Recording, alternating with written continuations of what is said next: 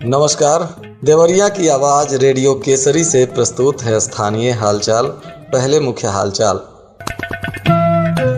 जिलाधिकारी और पुलिस अधीक्षक ने दी स्वतंत्रता दिवस की बधाई। डीएम ने कहा, सभी के सहयोग से टीबी हारेगा और जीतेगा देश। 50 मरीजों को लिया गोद। धड़ल्ले से चल रहा है सैकड़ों अवैध अल्ट्रासाउंड और पैथोलॉजी सेंटर। रक्षाबंधन पर चलाई जाएंगी अतिरिक्त बसें। शहर से निकाली गई भव्य तिरंगा यात्रा। स्थानीय हालचाल के इस अंक के साथ मैं अनिकेत मिश्र। अब हालचाल विस्तार से। देवरिया की जिलाधिकारी दिव्या मित्तल और पुलिस अधीक्षक ने 78वें स्वतंत्रता दिवस की शुभकामनाएं जनपद वासियों को दी। जिला पदाधिकारी ने कहा कि देश को स्वतंत्रता लंबे संघर्ष के बाद मिली है।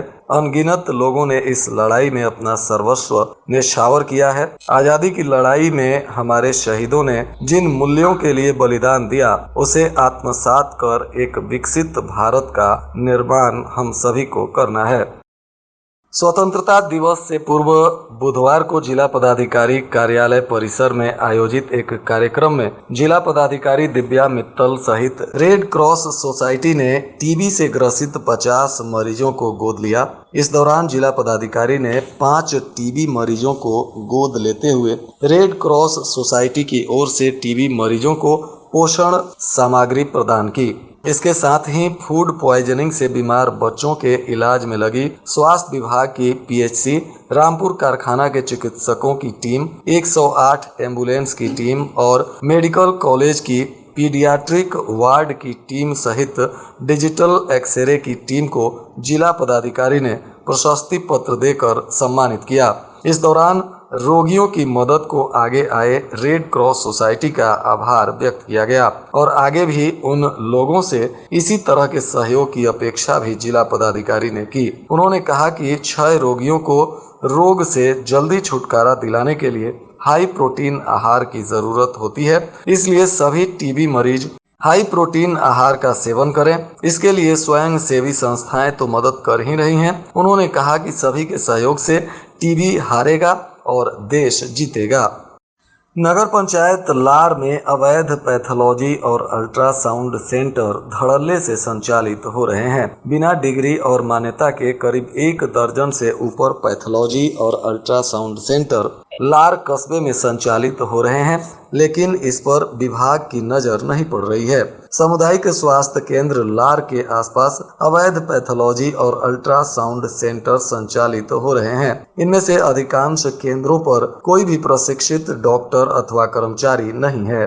बताया जा रहा है कि प्रशासन की छापेमारी होने की सूचना की भनक लगते ही जांच केंद्र को बंद कर संचालक फरार हो जाते हैं। एसडीएम दिशा श्रीवास्तव ने कुछ दिन पूर्व अवैध अस्पतालों पर छापा मारकर उनका रजिस्ट्रेशन भी रद्द करने का निर्देश दिया था। उसके बाद से ही स्वास्थ्य विभाग में हड़कंप मचा हुआ है। अवैध पैथोलॉजी और अल्ट्रासाउंड वालों के गलत जांच रिपोर्ट का खामियाजा सीधे साधे मरीजों को भुगतना पड़ता है। जिलाधिकारी के कार्रवाई करने के आदेश के बाद भी इनके ऊपर स्वास्थ्य विभाग कार्रवाई करने से परहेज कर रहा है, जो चर्चा का विषय बना हुआ है।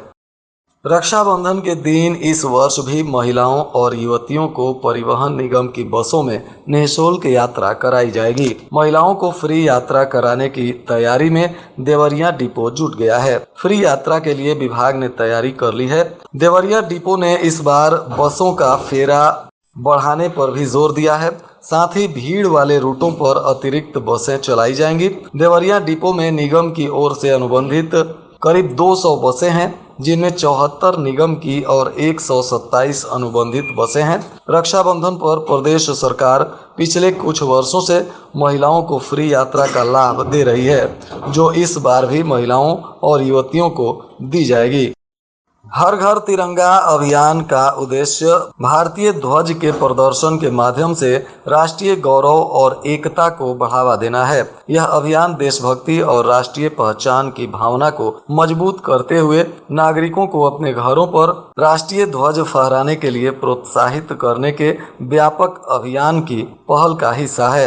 आज इसी अभियान के तहत शहर में भव्य तिरंगा यात्रा निकाली गई। यह बातें तिरंगा यात्रा के दौरान कृषि मंत्री सूर्य प्रताप शाही ने कही। मंत्री के नेतृत्व में बालाजी मंदिर से अमर शहीद रामचंद्र विद्यार्थी स्मारक पार्क स्थल तक भव्य तिरंगा यात्रा निकाली गई। बिहार प्रांत के कैबिनेट मंत्री हरि सहनी, एमएलसी रतन पाल सिंह, सदर विधायक डॉक्टर शलभ मणि त्रिपाठी, बालाजी मंदिर के महंत स्वामी राजनारायणाचार्य जी सहित तमाम गणमान्य लोग इस भव्य तिरंगा यात्रा में शामिल हुए। साथ ही हजारों की संख्या में राष्ट्रभक्त युवा और युवतियां तथा महिलाएं भी भारत माता की जय घोष के साथ इस तिरंगा यात्रा में शामिल हुए। देवरिया पुलिस के अभियान ऑपरेशन कन्विक्शन के तहत जनपद पुलिस की प्रभावी पैरवी से खुखुंदू थाने में पंजीकृत हत्याकांड के एक मामले में न्यायालय ने 5 अभियुक्तों को आजीवन कारावास की सजा सुनाई है। साथ ही अर्थदंड भी लगाया गया है। बताया जा रहा है कि जिन आरोपियों को सजा हुई है उसमें प्रद्युम्न चतुर्वेदी उर्फ प्रदीप चतुर्वेदी जो रमेश चंद चतुर्वेदी के पुत्र हैं, और रमेश चंद चतुर्वेदी यह स्वर्गीय रामसकल चतुर्वेदी के पुत्र हैं। शिल्पी देवी जो रमेश चंद चतुर्वेदी की पुत्री हैं, और आशीष उपाध्याय उर्फ अमित तथा सूरज कुमार ये दोनों शिवनाथ प्रसाद के पुत्र हैं। ये सभी पिपरा मिश्र थाना खुखुंदू जनपद देवरिया के निवासी हैं।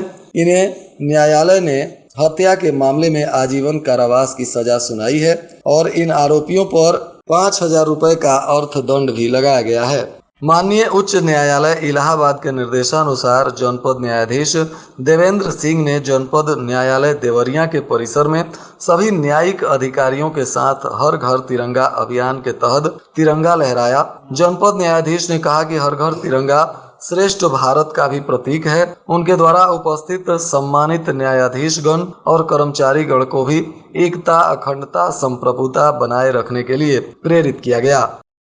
विभाजन विभीषिका दिवस के अवसर पर यानी 1947 के ऐतिहासिक विभाजन में जो अपनी जान गंवाने वाले लाखों व्यक्तियों के सम्मान में आज एक मौन जुलूस का भी आयोजन किया गया। मौन जुलूस न्यू कॉलोनी स्थित पार्क से प्रारंभ होकर जलकल रोड, कोतवाली रोड होते हुए जीआईसी पहुंची, जहां विभाजन की त्रादसी गाथा को व्यक्त करने वाली प्रदर्शनी का अवलोकन लोगों के द्वारा किया गया। इस अवसर पर सदर विधायक शलभ मणि त्रिपाठी ने कहा कि 1947 में भारतीय उपमहाद्वीप में लोगों का बड़े पैमाने पर विस्थापन हुआ।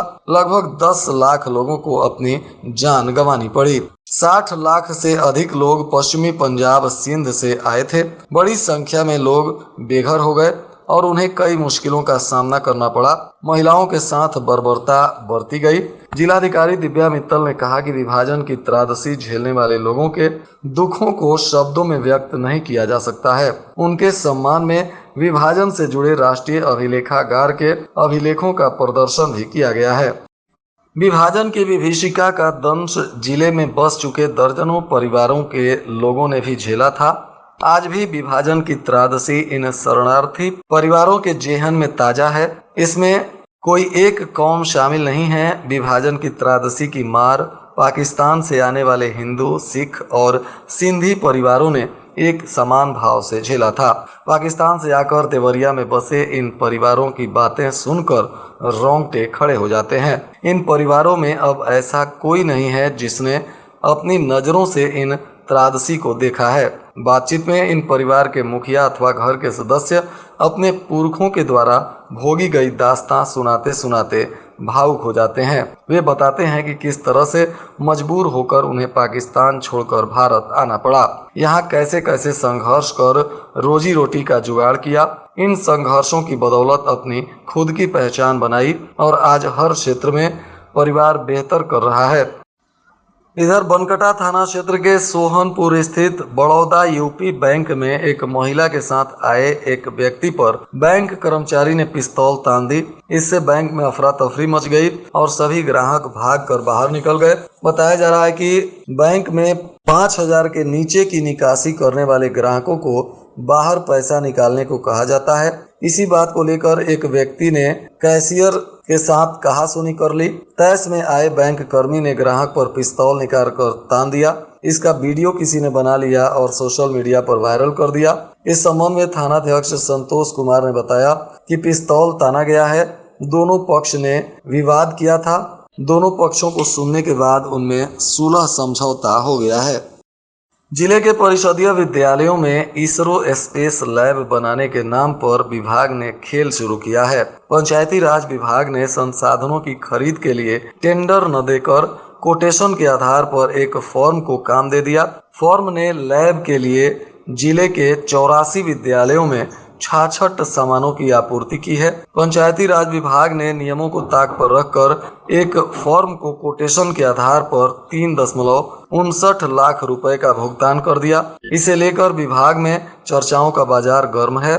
देवरिया जिले के 16 ब्लॉक और नगर क्षेत्र के 2122 परिषदीय विद्यालय हैं। इन विद्यालयों में 2.10 लाख छात्र शिक्षा ग्रहण करते हैं।